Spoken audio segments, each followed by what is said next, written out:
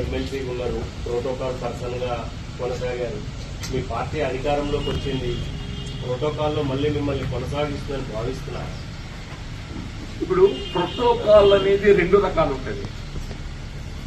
ఒకటి అధికారికంగా బాధ్యత నిర్వహించేటువంటి అవకాశం. ఇంతకాలం సుదీర్ఘ ప్రజా జీవితం మీరు అన్నట్టు 4 దశాబ్దాల నుండి ఏదో రకమైనటువంటి ఒక బాధ్యతతోని నేను విధులు నిర్వర్తిస్తాను. ప్రభుత్వ పరంగా, పార్టీ పరంగా ఈ అవకాశం వస్తుంది. నేను వాస్తవ శాసన మండలి సభ్యుడిగా నాకు తిరిగి అవకాశం వస్తుందని చెప్పి భావించింది. న్యాచురల్ అది చెప్పండి. ఆనాడు ఏదైతే ఉందో 2019 పట్టభద్ర నియోజకవర్గానికి పోటీ నిలబడినప్పుడు ఏదైతుందో వాస్తవం చెప్పండి, నాపై ఇచ్చిన బాధ్యత కర్తవ్యం నిర్వర్తింపచేయడంలో నేను I feel I'm more satisfied. తిరిగి నేను I thought I get anyway. Somehow party ఆలోచన విధానం ఏదైనా కానీ ఏదైతుందో party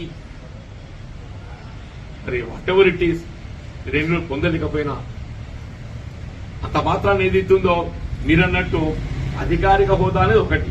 otherwise I have got my own ఒక పౌరుడిగా నాకున్నటువంటి ఒక గత ప్రజా జీవిత అనుభవం ఉన్నది. నాకు చెప్పండి. అందుకే ఎప్పుడు చెప్తుంటా, నా జీవితం చివరి క్షణాల వరకు కూడా ఏదైతుందో ఏ హోదా అనేది ప్రధానం కాకుండా ఇలా ప్రజా అవసరాల కొరకు వారికి నేను తోడ్పడే విధంగా నాకు మరి ఆ భగవంతుడు అవకాశం కల్పిస్తాడు. నా విధంగా నా బాధ్యత నిర్వర్తిస్తా అని చెప్పని భావిస్తాను. సొంత పార్టీలో కొంత ఇబ్బందికరమైన పరిస్థితే కదా, పార్టీ అధికారంలో ఉండి కూడా మీకు ఏ ప్రోటోకాల్ రాకపోవడం. ఇప్పుడు న్యాచురల్ గా కొంత అసంతృప్తి అనిపిస్తుంది. నాకేనాల్సి నాకేం అసంతృప్తి లేదని చెప్పి అన్నా కానీ ఏదైతుందో అదేదో మొహమాట కోసం మాట్లాడినట్టే.